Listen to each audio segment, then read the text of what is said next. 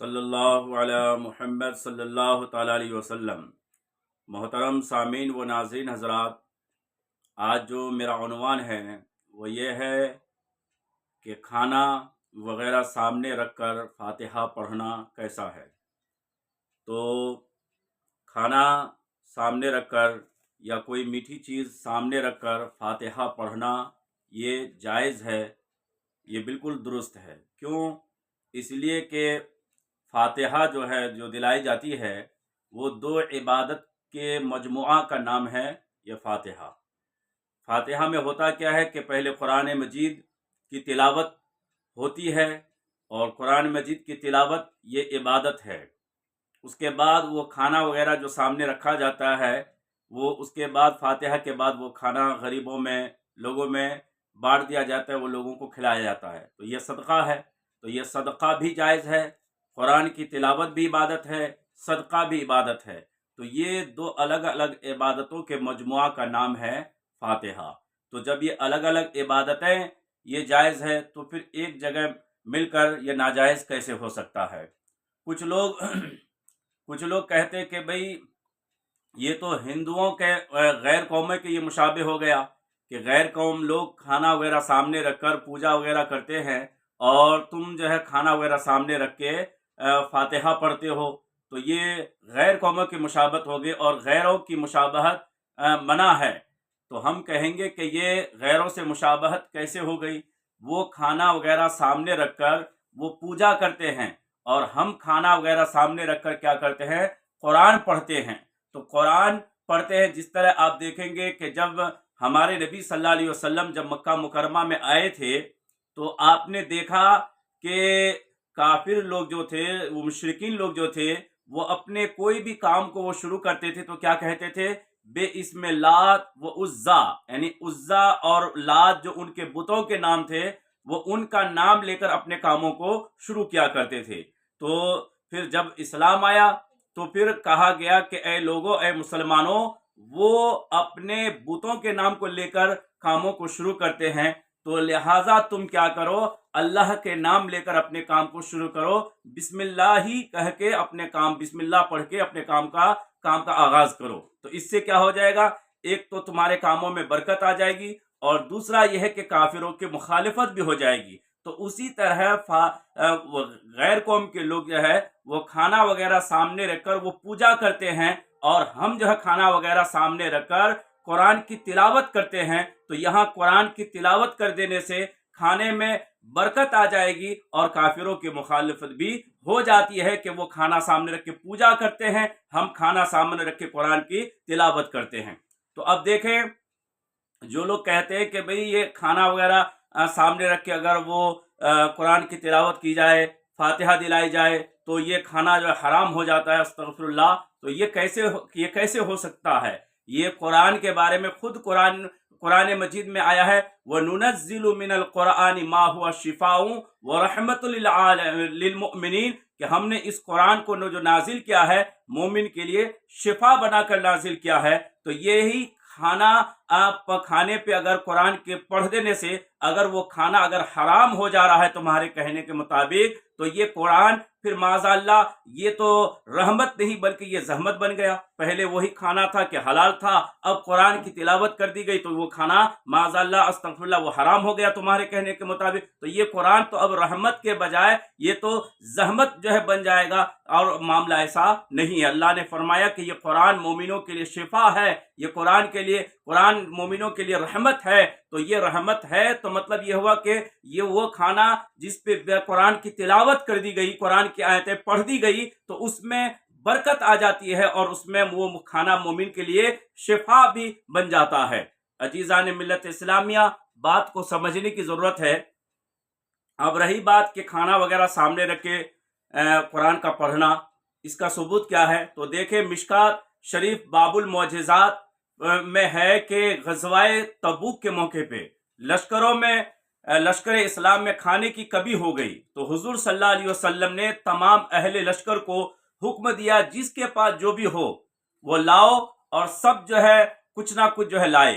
دسترخوان بچھایا گیا، یہ سب جو ہے اس پر کھانا وغیرہ رکھا گیا، تو حضور صلی اللہ علیہ وسلم نے اپنے دست مبارک کو ان کھانے پر رکھا اور برکت کی دعا فرمائی، اور برکت کی دعا فرمانی تھی کہ اتنی برکت آ گئی، اللہ کے رسول نے فرمایا کہ سب کوئی جو ہے اپنے اپنے برتنوں میں کھانا کو بھر لو۔ تو جو تھوڑا تھوڑا کر کے لائے تھے وہ سب جو ہے اپنے برتنوں کو بھر بھر کے لے کے گئے، لیکن کھانا وہ سب کو، پورے لشکروں کو کافی ہو گیا۔ تو یہ کس کی وجہ سے؟ یہ کھانا سامنے رکھ کے اللہ کے رسول نے برکت کی دعا کی، تو جس کی وجہ سے اس کھانے میں اتنی برکت آ گئی، جو لشکروں میں کھانے کی کمی پڑ گئی تھی وہی کھانا جو ہے سارے لشکروں کو اب کافی ہو گیا۔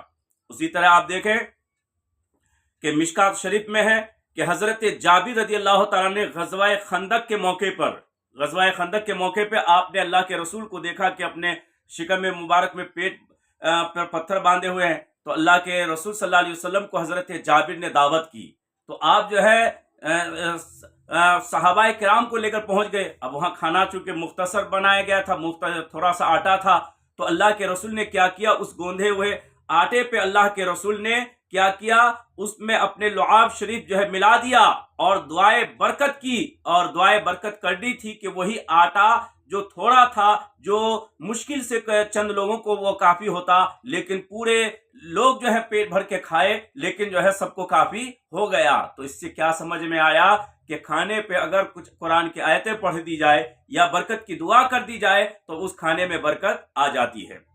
اب یہاں یہ بھی سوال، یہ بھی بعض لوگ کہتے ہیں کہ بھئی یہ تم کہتے ہو عبد القادر کی نیاز کھانے چلو، شیخ عبد القادر کی نیاز کھاؤ، 11ویں کا جو ہے کھانا کھانے آؤ، تو لہٰذا اس میں غیر خدا کا نام لیا گیا ہے، اسی وجہ سے معاذ اللہ کہہ دیا جاتا ہے کہ یہ کھانا حرام ہے۔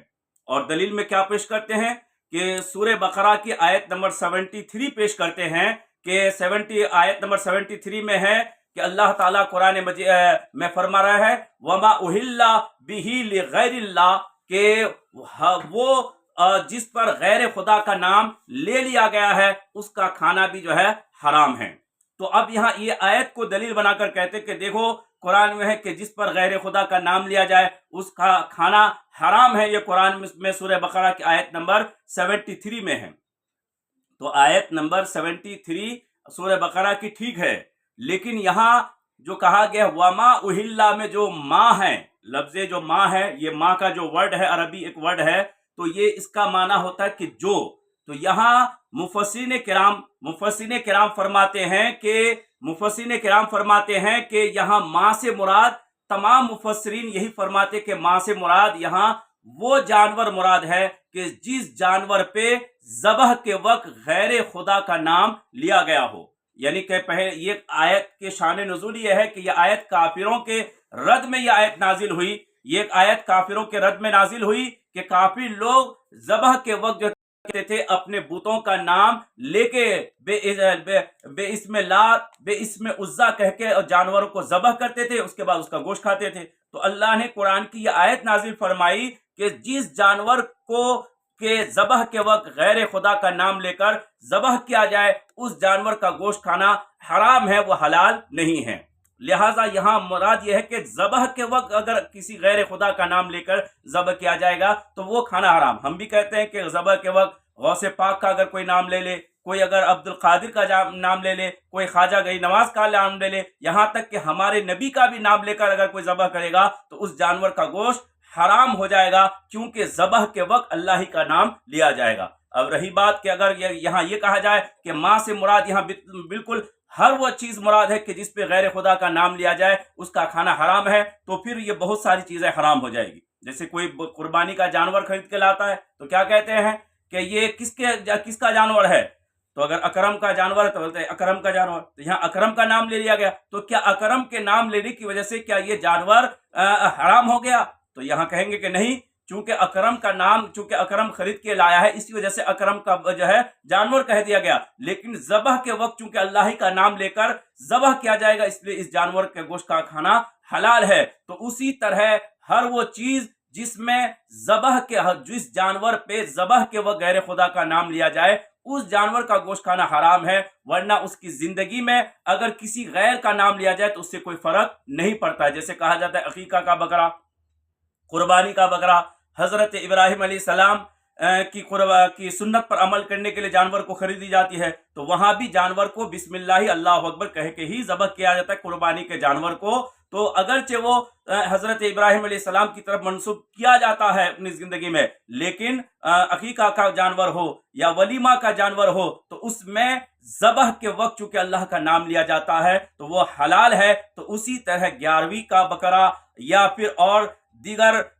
جانوروں کو جو خریدا گیا، خریدتے وقت کسی کا نام لیا گیا یا پھر اس کی طرف نسبت کی گئی لیکن ذبح کے وقت اللہ کا نام لیا جاتا ہے، اسی لیے اس کا کھانا بالکل حلال ہے، درست ہے. لہٰذا اسی لیے میری باتوں سے آپ کو اچھی طرح سے سمجھ میں آ گیا ہوگا کہ لوگوں کے بہکاوے میں نہ آ جائے. چونکہ اگر کسی کا نام لینے سے اگر چیز حرام ہو جاتی ہے تو اب کیا کہیں گے. حضرت سعد جب ان کی امی کا انتقال ہوا تو اللہ کے رسول سے پوچھا کہ اللہ کے رسول میں اپنی امی کے لیے صدقہ کرنا چاہتا ہوں، کون سا صدقہ بہتر ہوگا؟ تو اللہ کے رسول نے فرمایا کہ مدینے میں اس وقت پانی کی قلت ہے، پانیوں کی سخت ضرورت ہے، پانی کا صدقہ کرو. تو حضرت سعد نے ایک کنواں کھدوایا. کنواں کھدوانے کے بعد کہا کہ جب کنواں تک پانی آ گیا تو اشارہ کر کے کہا ہاذہ لبیر ام سعد، کہ اے اللہ کہ جو بھی اس کنویں سے پانی پیئیں گے اس کا ثواب میری ماں کے روح کو عطا فرما.